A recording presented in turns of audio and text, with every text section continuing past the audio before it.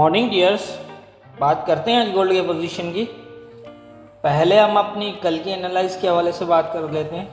कल जब हमने गोल्ड को एनालाइज किया तो तकरीबन 1877 के आसपास मार्केट मूव कर रही थी और मैंने ये कहा था कि अगर तो ये 79 को शेडो लगा के या फिर प्रॉपर टेस्ट करके नीचे की तरफ जो है वो मूव होती है तो फिर 65 से 60 तक आएगा और ये एक अच्छा सपोर्ट एरिया बनेगा जो बाइंग के लिए, और यहाँ से जो है ये ऊपर की तरफ मूव करेगा।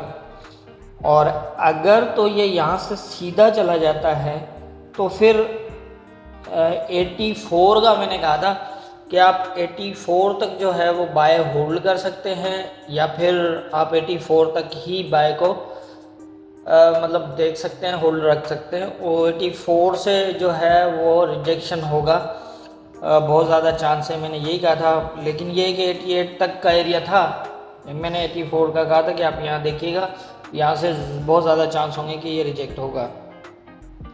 तो आप देख सकते हैं कि 85 को इसने जो है वो टैच किया और टैच करने के बाद जो है वो नीचे 67 तक आया। तो ये थी हमारी कल की एनालाइज और मार्केट की मूवमेंट। अब हम देख लेते हैं कि आज के इम्पोर्टेंट लेवल्स क्या होंगे।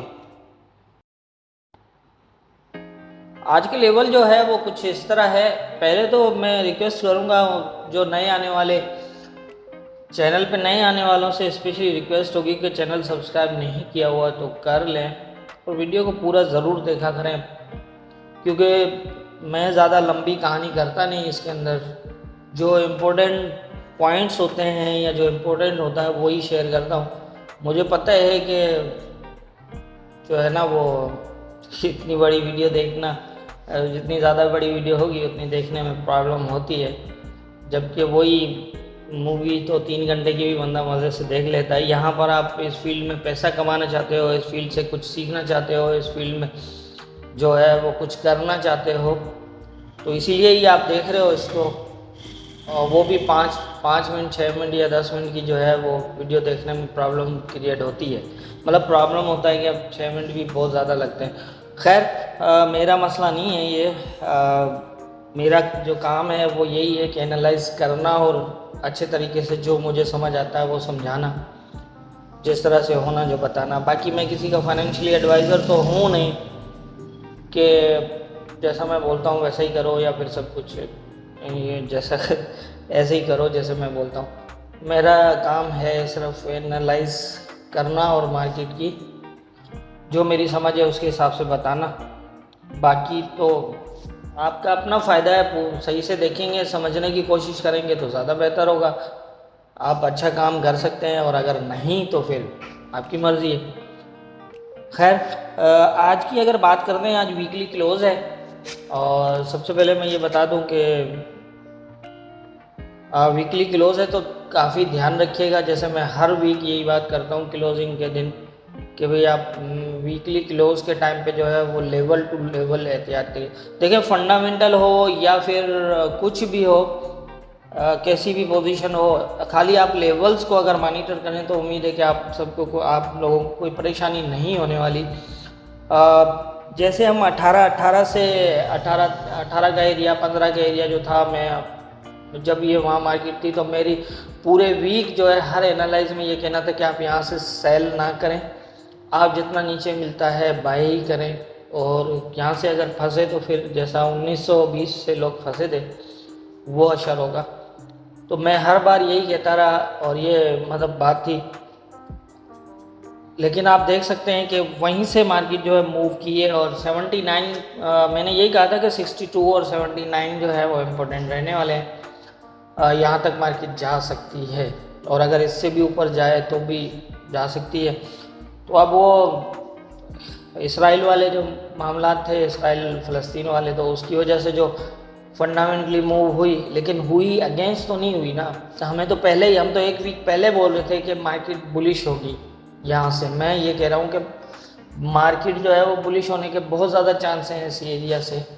तो हुआ क्या, चाहे फंडामेंटल हो या कुछ भी हो, हुआ तो वही ना जो हमें लग रहा था, हमें नहीं पता था, एक वीक हमें पहले पता था कि एक वीक के बाद क्या होने वाला है। ये होता है कि फंडामेंटल को मैं फॉलो नहीं करता, मैं पहले भी बता चुका हूँ। फंडामेंटल सिर्फ यही होता है कि जो हमारा टारगेट या हमारी जो एनालाइज या फिर हमारे जो लेवल्स होते हैं, जो तकरीबन यूँ समझ लें कि आप जो एक वीक में हिट होने वाले होते हैं, वो फंडामेंटल हमारा 2 दिन में काम कर देता है। बस ये फ़र्क होता है, बाकी और कुछ नहीं है ऐसा कि जो है वो हमारे लेवल्स के अगेंस्ट मार्केट जो है मूव कर जाए। तो ये है कि आप लेवल टू लेवल अगर सही से ध्यान दे के मार्केट को फॉलो करें तो कोई मसला नहीं है। अब हम बात कर लेते हैं आज के जो है वो इम्पोर्टेंट एरिया की। जो मुझे इस टाइम कंडीशन नज़र आ रही है कि ये शायद यहाँ से तकरीबन मेरा ख्याल है कि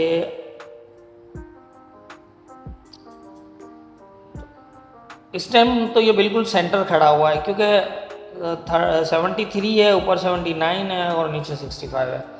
अब जो पोजीशन है ना वो इस तरह है, अगर तो ये यहाँ से सीधा चला जाता है और अगर इसको टेस्ट कर लेता है, इट मीन्स प्रॉपर टेस्ट करता है, तो ये लेवल हो जाएगा ब्रेक। तकरीबन बहुत ज़्यादा चांस होंगे, मॉनिटर करिएगा, लेकिन मैं आपको एडवांस में ये इसलिए बता रहा हूँ कि आप जल्दबाजी ना करें।